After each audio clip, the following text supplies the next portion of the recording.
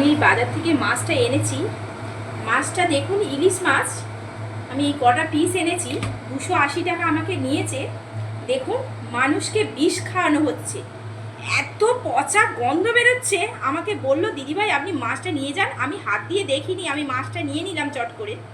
আমি বাড়িতে এসে যখন ধুচ্ছিলাম, মাছটা থেকে এত পচা দুর্গন্ধ বেরোচ্ছে, এটা কোনো কারণেই খাওয়া যাবে না।